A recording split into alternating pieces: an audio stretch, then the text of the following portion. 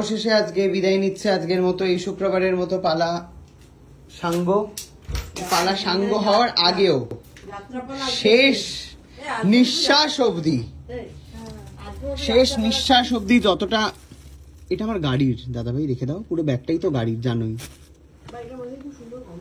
হ্যাঁ, খুব সুন্দর গন্ধে সজ্জিত হয়ে রয়েছে আমার আলমারি।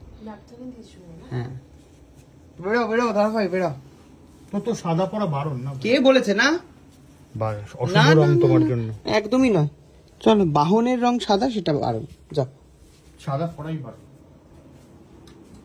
ওদিকে তো কিছু নেই, ওদিকে পুরনো সব। যা নে, দেখ, নে নে নে, এটা নিচ্ছি।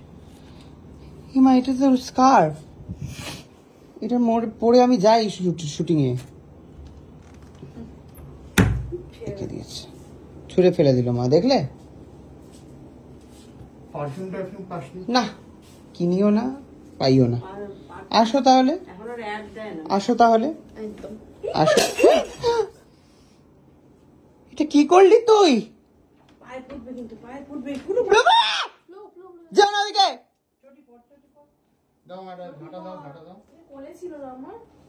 চিন্তা করতে পারছিস তুই কিরকম কুটনি তুই? দাদা ভাই দেও না, আমি এখানে দাঁড়িয়ে আমি করে দেবো।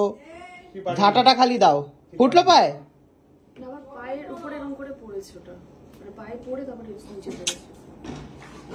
চিন্তা করো।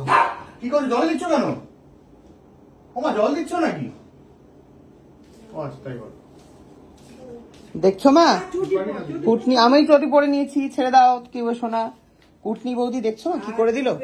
ছাড়ো দাদা ভাই, না ঠিক আছে, বুঝতে পেরেছি তোমার বউয়ের জন্য তোমার অনুশোচনা হচ্ছে, আমি প্রচুর কথা শোনাবো এই জন্য।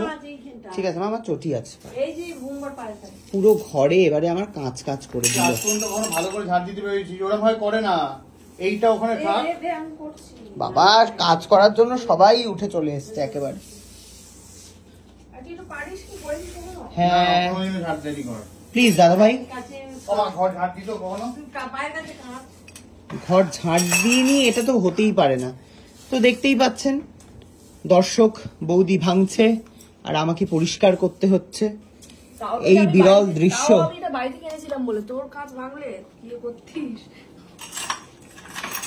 কাঁচ ভাঙাগুলো তো রেখে গেল বাড়িতে, বিদেয় হয়েও বিদেয় হলো না। দাদা ভাই আবার শুয়ে পড়লো এখানে। কাজটা ভাঙ, পয়সা দেবো। কি বদমাইশ মহিলা! কাজটা ভাঙ, আমার কন্টেন্ট নেই। কুচবি মানে এখন কুচবি বলছে ও। না ঠিক আছে, আবার প্যাকেট এনে দিয়েছে, যে ভেঙেছে সেই হচ্ছে সমস্ত কিছু করছে আপাতত। দাঁড়া, একটু ভালো করে আলোটা জ্বালাই, চকচকে যদি একটা কিছু আছে।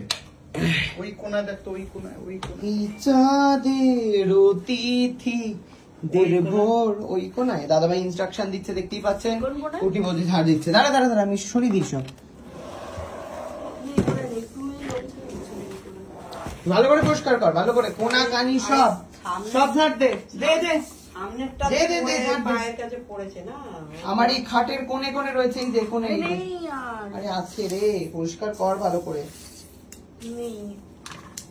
মা তুমি দেখতে পাচ্ছ তো এইরকম ভাবে অত্যাচার বাড়িতে? কি গো মা, পাত্তাই দিচ্ছে না কেউ। কিরে দাদাই, সত্যি ফালতু। এই তো দাদা ভাই একমাত্র আমাকে বুঝেছে। যাই হোক, আমার ঘরে কাঁচ কাতে যদি পা কেটে যায়, দর্শক আপনারা সাক্ষী থাকলেন, এর জন্য একমাত্র দায়ী থাকবে কুটনি বৌদি। এটাই হচ্ছে ওর চক্রান্ত, যাতে রাত্রেবেলা আমার পাটা কেটে যায়। এটাই হচ্ছে মানব প্রাণের চক্রান্ত। তার কারণ ওর জন্য পয়লা বৈশাখে কিছু আনিনি, তাই এইভাবে প্রতিশোধ নিল আমার উপর। দেখতে পাচ্ছেন তো কিরকম কুটনি বৌদি। থ্যাংক ইউ ভাই, কাজটা ভাঙার জন্য। তুই যে আমাকে পয়সাটা দিলি তার জন্য থ্যাংক ইউ। কন্টেন্টের জন্য ভাঙতে বললি তো। কুচবি এসে বলে যাচ্ছে, আমি বুঝতে পারছি না। যাই হোক দর্শক, ভালো থাকবেন। কুটনি বৌদিকে যত সম্ভব আপনারা মন খুলে কিছু কথা শোনান, ঠিক আছে? Thank you.